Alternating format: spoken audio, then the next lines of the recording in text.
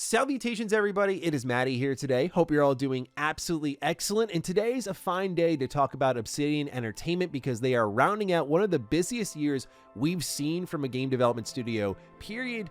End of story. And while I was not a big fan of Avowed, Obsidian delivered on the two other games for me that they shipped this year in Grounded 2 and The Outer Worlds 2. And it's one thing if these games are like small, but Avowed and The Outer Worlds 2 are both huge games, and Grounded 2 is in an early access state, better than most games at their full release. So getting one of these out the door, I think would have been perfectly fine for any other company, but 3 out the door in the same year is worthy of some praise. And so the question is, as Obsidian reloads the chamber, what's next for them? Well, I guess it shouldn't be a surprise, but they've made a 4th announcement this year, and it's a smaller one, no doubt. But I think as we start to follow the trail of breadcrumbs around leaks and rumors and interviews, you start to put together a picture of how Obsidian views their future beyond what we know is coming, which is Outer Worlds 2 DLC. So let's start breaking that down. Ladies and gentlemen, they announced a turn-based mode for Pillars of Eternity 1. 2 already had this in Deadfire, but now they've gone back to a over 10-year-old game and put turn-based in that one. A lot of us were wondering, what is Josh Sawyer up to? No doubt, like much of the Obsidian staff, supporting all of these releases, but we haven't seen him really since Pentiment, which was the last game he directed, and that was absolutely phenomenal.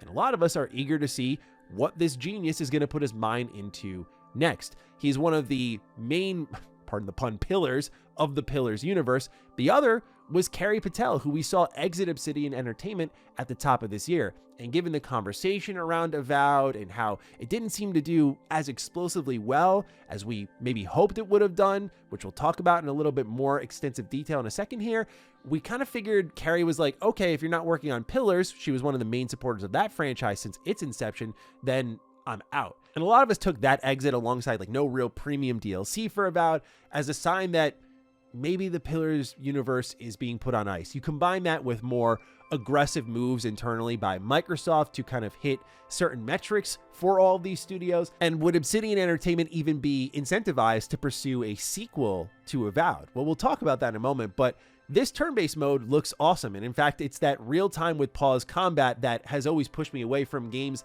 like Pillars of Eternity. Unfortunately, I know that sounds very casual of me to say, but I've just never found it to be a fun combat system to shoot you straight. It's not the camera angle or anything like that. I very much prefer what, say, Baldur's Gate 3 does, and this looks much more in line with that. So it's a video of Josh Sawyer just breaking down what's new in this turn-based combat system. It's in beta right now. You can check it out for yourself. But of course, you know me. I can't take that at face value and be like, okay, thanks for the update, Josh. It's got to be, all right, what's next? Like, what are you guys doing this for? This is a over 10-year-old RPG. Is it really going to drive a lot of people there? It's not like we're still buzzing about Avowed and, man, we want more Pillars. It's kind of like, hey, we're doing this thing. So my guess is that they are doing this to smooth out some of the edges of the Pillars universe and making it more accessible for the future. You look at the addition of turn-based mode, that smooths some edges in an otherwise combat system that I think pushes a lot of even hardcore players away.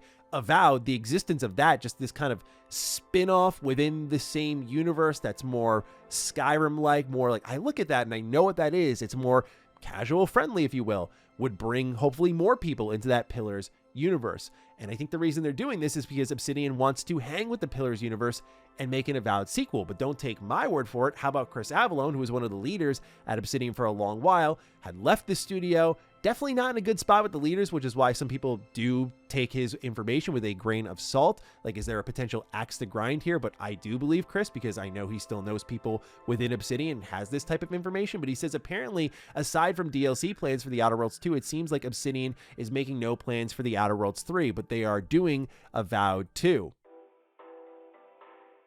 This suddenly puts the prior announcement into frame. Like, okay, you want to make this whole universe more accessible. You're going to make a sequel to Avowed. This comes as a little bit of a surprise given the conversation around the game. But to be fair, if we're just looking at like raw numbers here, it's a marginal thing, but it's the only data we have.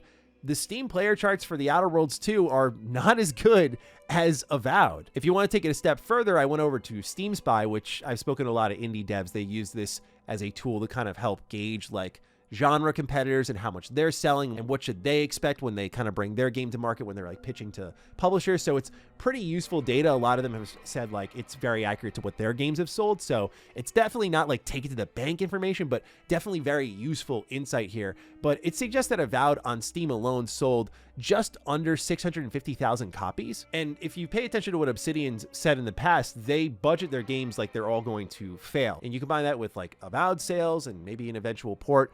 It's possible Avowed is crossing or approaching 1 million sales. Given its tumultuous development cycle though, starting as a multiplayer game, turning into a single player game, it's like 6 years long. I imagine they lost money on that. And The Outer Worlds 2, we saw the marketing poured into that. Everything from the developer direct to IGN first to tons and tons of trailers, tons of merchandise. And that game was in development for over 5 years. And it seems to be doing roughly the same thing, unfortunately. And it's sad because to see The Outer Worlds 2 netting less players on Steam than Avowed is like, what? I think this game is 1 million times better than Avowed. And we all kind of have The Outer Worlds 1 as like a great foundation. Like that had 5 million sales over time, which is a great number. So this kind of speaks to, I think, the damage that Avowed in its release cycle did to Obsidian as a company. I think it definitely damaged their image, where even a great RPG, in my opinion, like The Outer Worlds 2, can't overcome that. It's going to take more. It's going to take, I think, giving people specifically what they want. And we'll talk about that in a little bit. Yeah, of course, I'm talking about New Vegas 2 and how Obsidian appears to still be quite resistant to that idea. And I'll get into why I also understand why, as much as it still pains my soul a little bit. Anyway, looking at all of this data, it seems like what they're trying to do is make the Pillars universe more accessible, and they're going to continue to build upon it with Avowed 2, which I know when we interviewed Carrie Patel on Defining Duke, she did kind of suggest like we have things figured out and we want to come back to this and we want to do it again. And I think, despite how people may feel about Avowed 2, I do understand why Obsidian would feel this way. The first game is a bit of a train wreck, and it's missing a lot of the hallmark things you'd expect from Obsidian Entertainment. The writing quality wasn't really good at all. The companions weren't great. This is actually something that I think, unfortunately, is shared with The Outer Worlds 2. So I say that because it could be indicative of a bigger problem at the studio. But I can understand if this project has been compromised the whole time and it did well enough that the pitch is sort of like, well, now that we know we can and want to make this a single player game, what if Avowed 2 was like The Outer Worlds 2, where it starts and finishes as a single player game? And in my opinion, when you play The Outer Worlds 2, you can instantly feel the difference when Obsidian's making a single player game from start to finish versus a multiplayer conversion project, something that we also saw happen with Veilguard, and that was also kind of terrible. I think if they make the entire game like the first zone of Avowed, like that's the part of the game I like the most. The first zone of Avowed was open and explorable and enjoyable and it had interesting choices. It's from that point onward that I think the game just goes off a cliff. But if they're going to hang with it, I hope it's more of that. I hope they also kind of take what The Outer Worlds 2 did, which was a lot less loading screens, a lot more of like open, explorable environments. Those things would, again, go a really long way in my opinion. But is that really what's going to happen? Is it going to be Avowed 2? Well, there was a recent interview done by the Game Business Show, which had a couple of people on from Obsidian Entertainment just talking about the culture of the studio and the release structure of the studio and sort of what it's been like shipping 3 games in a single year. It's a very insightful, quick listen, and I do highly recommend it because we do get some insight on, number one, how big Obsidian feels they swung with The Outer Worlds 2. Like, they talked about big marketing campaigns here, and they said from the very beginning they knew it was going to be something special, and they've invested a lot in it. So when you see that versus the player count, this seems like the outlier game where Obsidian does occasionally have those games they go a little bit harder for because they think, like, we've got something here. And I can't blame them because when you start The Outer Worlds 2 after the very successful Outer Worlds 1, I get why Obsidian would be like, let's make this bigger and better and market the hell out of it. And this thing's going to do really well for us. And we can take on something like Fallout finally in like a more mainstream way. Just given the Steam numbers alone, I don't think that's what's happening here. And there might be a level of mild panic here. But the reason Obsidian is interested in investing in these games is because it's their own IP. One of the reasons I fell in love with Obsidian, like I think many of you out there, is they have kind of inherited others' projects and in many ways done them better than the original creator. Like, they do a really good job just taking in Fallout or Star Wars or South Park and being like, we got you. And just leveling things up. Like, even though KOTOR is my favorite game of all time, KOTOR 2 has such mind-bending choice and consequence and such incredible companion writing. It literally gives me imposter syndrome every time I play the game. Obviously, New Vegas is the most well-documented example of Obsidian absorbing another company's IP and just doing a phenomenal job with it, creating a long-lasting decade-plus debate on who makes the best modern Fallout game, and many people believe it's Obsidian Entertainment. I will say, and it's probably not the most popular opinion nowadays like it was back then, but I really do feel like the Outer Worlds 2 team did a bang-up job, and if Obsidian got the Fallout IP and made New Vegas 2 with that Outer Worlds 2 team, I think it would be really good. I say that because, I mean, the Outer Worlds 2 in a lot of ways is pretty close to a Fallout game structurally, especially. And so, with that, obviously came up the age-old question in this interview. Obsidian knows whenever it announces a new game, everyone's asking about New Vegas 2, but it loves making original IP and sequels to them. Hint, hint, nudge, nudge. Quote, I know everyone on the internet on every game we ever announce will constantly reference back to when's the next New Vegas or when's the next whatever, Morgan said. But this year, in addition to being a celebration of shipping 3 games, all 3 of those games are IP that we've created that are Obsidian IP. Our history prior to the Microsoft acquisition really was surrounding working on others' IP. And this is the joy that we get of how do we start to define our own and how do we build our own IP. And we've got to that part where we have sequels for all of them. All of them are sequels to the IP we've created. I guess maybe here he's kind of saying like Avowed is a sequel to Pillars 1 and 2. I don't know. But the article from IGN continues saying, and it sounds like Microsoft has supported Obsidian's desire to do just that, even though you'd think the megacorp might have gone hard on Fallout, especially with the hugely popular Fallout TV show breaking through the mainstream. Quote, Xbox has been pretty supportive of the stuff we want to do. Bridge insisted. It's been great, end quote. So I think putting myself in their shoes, because I've been a developer for a few years now, I get the idea of what they're talking about here. It's a perspective I wouldn't have had if I didn't dive into this line of work, because as a fan, I'm like, dude, shut up and dribble. Like, I don't care. Go make Fallout. What are you, allergic to money?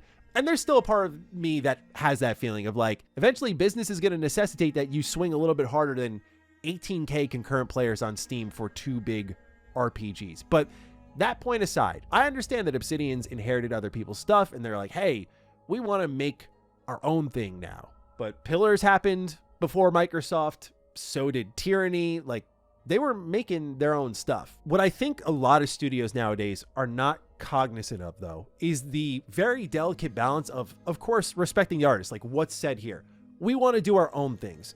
Obsidian has shown to be a diverse team that gets a lot out the door with their manpower. So I feel like they could have their cake and eat it too, because the part that is not really in balance with a lot of these companies is giving the fans what they want.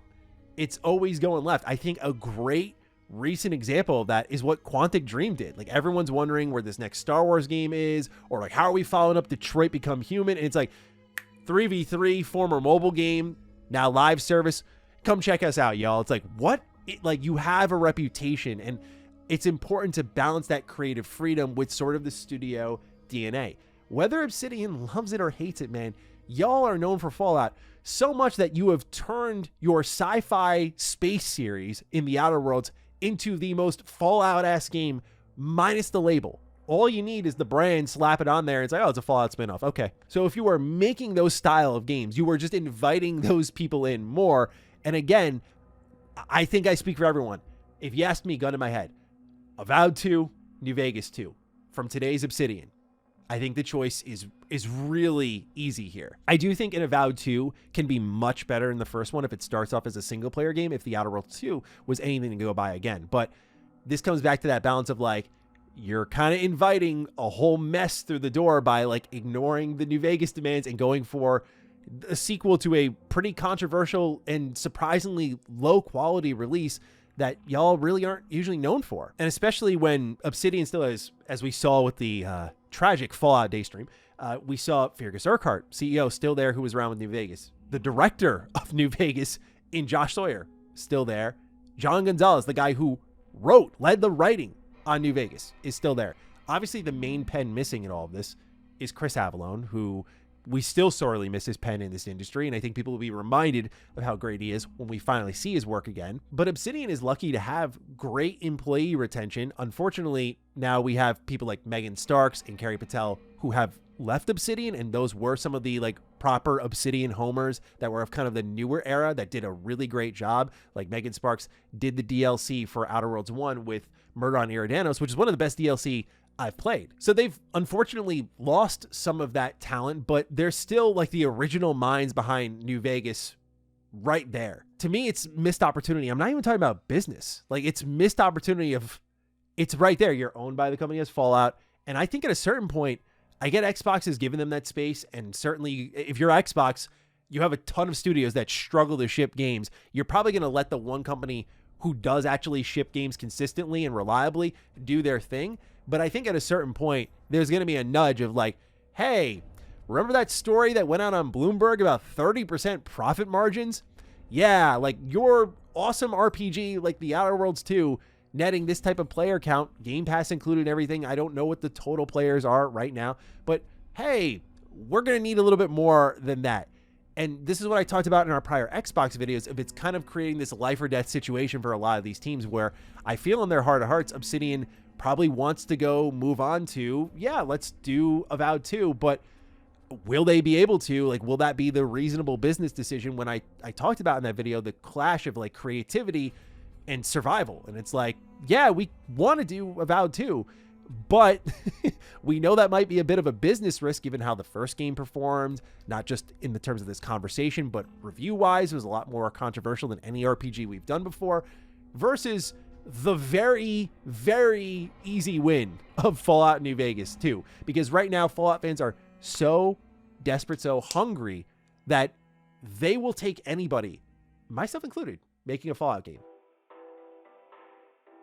So I just feel that balance in a lot of these studios is not really well struck, of like, you can still do based on how Obsidian is as a team, your Pentiments and your Groundeds alongside your big RPG project, which I think this go around was the Outer Worlds 2, but can then be Fallout New Vegas 2. So I'm glad they're well supported. I just think looking down the pipe at what's next for them, I don't think just based on how leadership is operating at Microsoft proper that this is going to be the type of thing that really gets a lot of steam, you know, not because it's what I want. Ultimately, I just feel like you're going to be creating a culture at Microsoft and Xbox proper of like safe choices. But Obsidian, as they've said before, and it's only them saying it, are responsible with their budgets. And if they do continue to do that, then is the Outer Worlds 2 or Avowed really missing the mark? I just think the reality is that games like the Outer Worlds 2 are great enough to demand a bigger player count, and their games should be out there more. And sometimes to bring people's attention to that other thing you were doing, let's use Larian as an example. Hey, we made amazing RPGs before Baldur's Gate 3. Divinity Original Sin 2, in a lot of ways, is almost more reactive than Baldur's Gate 3, but no one was really talking about it. But here comes Larian, who steps into something a little bit more familiar. Like, people know Baldur's Gate, at least the broader gaming community does. Granted, it's like a one-off, but look at how it's played off, you know, incredibly well. So now when Larian shows up with presumably DOS 3, it's gonna be like, oh, those are the Baldur's Gate 3 guys. I want to play what they do. So I feel Obsidian's also missing like part of their flirting with other IPs is what brought us to the dance, because when they were messing with these other IP, that's when we were like, oh my God, I want to play whatever else they're doing. That's why I was interested in Avowed. That's why Outer Worlds 1 was so exciting when it was coming around, because it was the team that brought us Fallout New Vegas. And so you still had like Leonard Boyarsky, who's still there, by the way, as well. You had like Tim Kaine still there. Of course, you had Sawyer and Urquhart, and like you had all these different people who were still there making that next thing from an IP that I was familiar with that got me through the door. So I think part of expanding your business is bringing eyes to your team through other more popular brands. And that's just the unfortunate reality. And I think that, again, is the give and take of this business. And that I just don't feel, you know, a lot of companies see, and it feels like Obsidian's continued resistance of New Vegas 2 kind of speaks to that. So I'll be interested to see what they do moving forward. It looks like Avowed 2 is on the schedule, but I would be so surprised if Xbox, with all the money that they want right now and the targets that they have to hit, yeah, we know they greenlit Fallout 5. We know a 3 remaster is on the way. I would argue that New Vegas 2 would do better in all of those. Yeah, like I really think, like, yes, even the thing we're familiar with in a 3 remaster, even better in the next mainline series. I think New Vegas 2 would destroy both of them. So that's my hot take. And I don't think Xbox would want to be sitting on that money. So we'll see. I mean, the demand is there. The celebration is there. And if you're Obsidian, who's kind of had a rough year of PR, I think you personally want to take an easy win. That would be my suggestion to them. Like, dude, you got the talent. You got the team. You know, you got the brand name. You have the IP in-house, basically. Like, it all seems laid out for you there. So I would go for it, but just my 2 cents. Ladies and gentlemen, eager to hear yours. I know a lot of people aren't as into Obsidian nowadays, but for me, it took one playthrough of the Outer Worlds 2 to be like, the kid's going to be all right. So let me know what you're thinking down below. But other than that, I'll catch you in the next one. Stay sexy, stay active. I love you all. Peace.